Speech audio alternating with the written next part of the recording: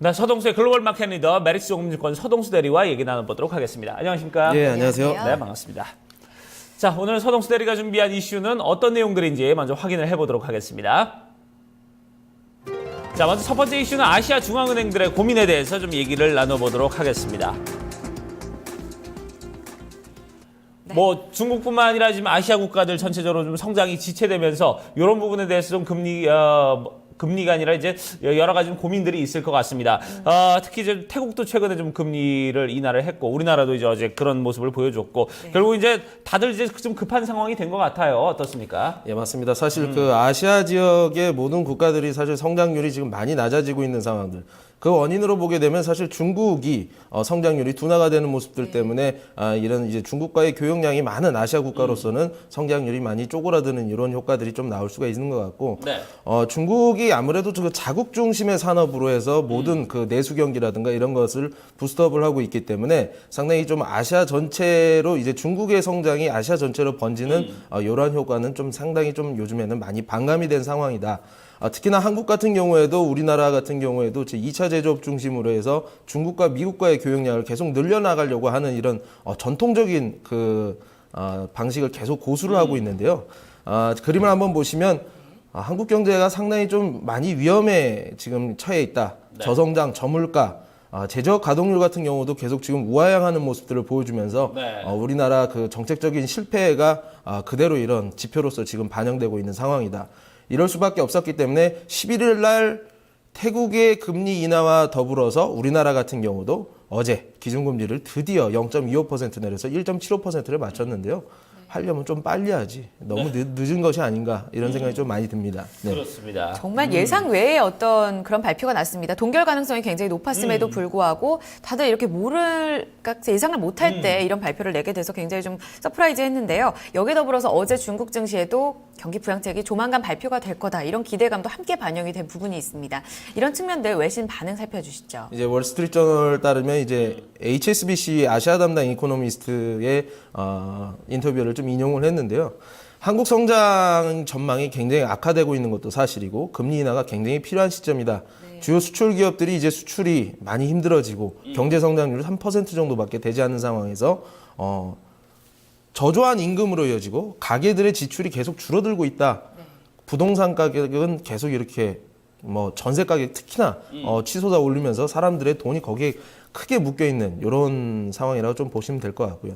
2007년 이후로 가계 부채가 굉장히 지금 많이 늘어났습니다. 많이 늘어나서요. 통화 완화 정책을 안 하고 있는 나라들, 못 하고 있는 나라라고 좀 볼 수가 있는 거겠죠. 네. 그래서 이제 보수경 국가들 공통적인 문제점이 과도한 부채다. 그림을 보시면 GDP 대비해서 가계 부채가 지금 우리나라 같은 경우는 144%로 미국보다도 높은 상황이기 때문에 금리가 내려가는 것은 어떻게 보면 좋을지 모르겠습니다만 최근에도 금리를 인하를 하고 나서 부동산 관련된 담보대출이 상당히 많이 늘어났다. 그리고 실질적으로 실물 경제에 돈이 뿌려지지는 않았다는 점을 돌이켜봤을 때 금리 인하가 이렇게 적극적이지 못하고 어쩔 수 없이 이렇게 내려왔던 금리 인하가 얼마나 큰 효과를 얻을 수 있을지는 조금 지켜봐야 되지 않겠느냐 이렇게 보고 있습니다. 네, 그래요. 아무래도 지금 우리도 지금 그동안 이제 금리 인하를 망설였던 부분이 바로 이런 가계 대출에 대한 어떤 고민 때문인데 이게 더 확장되지 않을까 이런 부분에 대한 우려 때문인데 결국 좀 내렸는데 사실 좀 그런 부분에 좀 먼저 과감한 좀 어떤 선제 움직임 그리고 어차피 내릴 거기 때문에 좀 같이 좀 발맞춰가는 그런 모습을 좀 보였으면 하는 아쉬움도 좀 가지고 있습니다. 자, 그러면 앞으로 좀 이런 부분에 대해서 우리가 좀 파급력을 좀 본다면은 어떻게 봐야 될까요?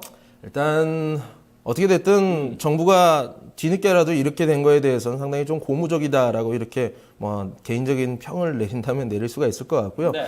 어쨌든 그 경기 부양과 함께 증시 부양을 좀 하는 이러한 좀 적극적인 정책들이 좀 개인적으로 많이 나왔으면 좋겠다. 네. 이렇게 되게 되면 가계부채라든가 아니면 여러 가지 우리나라가 당면에 있는 모습들, 뭐 이제 특히나 가계부채죠. 이런 것들이 증시 상승으로 인해서 어느 정도 좀 해소될 수가 있기 때문에 이쪽으로도 좀 적극적인 정책이 나오지 않겠느냐 이런 좀 생각도 좀 들고요. 이제 달러 같은 경우에는 강달러 기조는 계속 어느 정도는 지속이 된다라고 좀 보시면 될 것 같고요. 그 반대로 원화라든가 타국 통화, 원화라든가 유가 약세는 어느 정도 또 당분간 또 지속되지 않겠느냐. 한국 수출주에 대해서 매크로적인 이런 변수들이 지금 굉장히 호전이 되고 있는 모습들. 그렇지만 우리가 엔화가 약세되는 속도가 더 빨랐기 때문에 우리 원화 경쟁력이 없어서 고생했던 우리 수출주들이 최근 들어서 엔화보다 원화 자체가 훨씬 약세가 빠르게 진행되고 있는 모습들을 지켜봤을 때 특히나 우리나라 자동차라든가 IT 주요 수출주에 대한 센티멘트가 굉장히 강화될 수 있는 구간이 지금 마련이 되지 않았느냐 이렇게 판단이 됩니다. 삼성전자 같은 경우는 어느 정도의 상승을 지금 했기 때문에 현대차 같은 경우에는 굉장히 좀 바텀 피싱을 할 수 있는 좋은 구간이다. 라고 좀 정리를 해드리겠습니다. 네. 자, 일단 수출주 특히나 이제 그쪽에서도 이제 자동차 부분 이렇게 좀 환율에 좀 민감한 이런 부분에 대해서 상당히 좀 긍정적인 어떤 흐름이 이어질 것이다. 거기에 따라서 좀 매수의 의견을 좀 일부 종목에서 보여주셨습니다. 네. 어제도 저희가 수출주 관련해서 달러 강세해서 현대차, 삼성전자에 대한 저평가 매력도를 다시 한번 점검을 해드렸었는데요. 이런 투자 전략들 꾸준히 좀 이어가시면 도움 되실 것 같습니다. 네, 이제 여기서 마무리 짓도록 하죠. 이 시간 글로벌 마켓 리더 메리츠 종금증권 서동수 대리와 함께 이야기 나눴습니다. 네. 저희가 좀 이슈가 좀 한 가지가 더 있었습니다. 이 부분 먼저 좀 체크를 하고 계속해서 마무리를 짓도록 하겠습니다. 자, 두 번째 이슈 잠깐 좀 얘기를 나눠보도록 하죠. 자, 두 번째 이슈 유가 흐름에 대해서 좀 얘기를 나눠보도록 하겠습니다. 자, 글쎄요, 50달러 안팎에서 좀 계속해서 왔다 갔다 하던 유가, 그래도 좀 50달러 밑으로 좀 잘 안 떨어지는 이런 모습을 보여줬는데, 최근에 한 이틀, 3일 사이에 좀 많이 떨어지면서 48달러 하반까지 좀 내려갔습니다. 사실 별 이야기는 없습니다. 변한 거는 없습니다만, 어제 그 미국에서 그 소매 판매가 좋지 않으면서, 금리 인상을 하는 시기가 우리가 생각했던 것보다 빠르지 않고 좀 늦춰질 수 있다는 이런 아이디어 때문에 사실 미국 시장이 좀 크게 반등을 하는 모습들을 좀 보여줬었는데 재밌는 것은 이렇게 달러 강세가 조금 둔화되는 모습들을 보여줬을 때 유가가 튀어 올라야 되는데 어제 같은 경우는 유가가 반대로 달러가 둔화되는 모습을 보여줌에도 불구하고 유가가 밑으로 내려앉았다라는 측면은 상당히 어느 정도 첫 신호입니다만은 좀 의미가 있다. 뭐 이런 것들이 만약 계속 진행이 된다는 것은 유가에 대해서 최근 들어서 센티멘트도 조금 좋았던 센티멘트도 굉장히 악화가 된 것이 아니냐 이런 생각이 좀 많이 드는 부분들이 느껴져서 좀 말씀을 드립니다. 네, 에너지 관련 종목들도 최근 흐름을 살펴본다면 유가가 다시 반등을 줬음에도 불구하고 추가적으로 하락하는 등 굉장히 좀 말씀대로 센티멘트 자체가 악화되는 모습이 나타나고 있거든요. 외신 쪽 반응 좀 어떨까요? 일단 시티그룹 같은 경우는 20불까지 떨어질 수 있다라고 이렇게 레포트를 내놓은 적이 있고 그리고 오펙 같은 경우는 200불까지 언젠가는 치솟을 것이다. 그리고 2015년도 전문가들 이제 유가 레인지가 이제 40불에서 70불 정도로 상당히 좀 폭 자체가 클 수 있습니다. 근본적으로 이제 산유국들의 원유 생산량 자체가 전혀 줄어들지 않고 있다라고 보시면 될 것 같고요. 최근에 들어서 리그선이라든가 시추공 숫자가 많이 줄어든다고는 하지만 이런 거 전혀 명확한 상관관계가 보이질 않는다라고 보시면 될 것 같습니다. 네. 앞으로 달러 강세는 한동안 더 진행이 될 거다라는 얘기 꾸준히 나오고 있습니다. 여기에서 유가 하락, 앞으로의 가능성 어떻게 좀 열어봐야 될까요? 이런 달러 강세로 가는 것들, 유가 하락으로 계속 이어질 수 있는 부분들로 작용을 할 수 있다라고 보시면 될 것 같고요.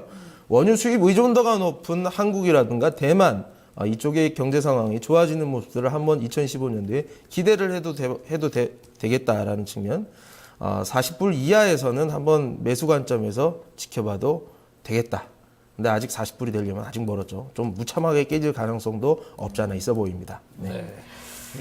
오늘 이 시간에 두 번째 이슈는 유가의 흐름에 대한 전망 좀 살펴봤습니다. 네. 지금 원유 수입도 의존도가 좀 높은 한국 대만 쪽으로 좀 유리하다라는 전략적으로 저희가 이 의견을 이끌어 나갈 수 있을 것 같은데요. 앞으로 유가 좀 추가 하락에 대한 방향성을 조금 더 열어두고 지속적인 좀 체크가 필요하지 않을까 싶습니다. 두 번째 이슈 여기서 또 마무리 짓도록 하겠습니다. 네. 자, 지금까지 메리츠 종금증권 서동수 대리와 얘기 나눴습니다. 고맙습니다. 예, 감사합니다. 감사합니다.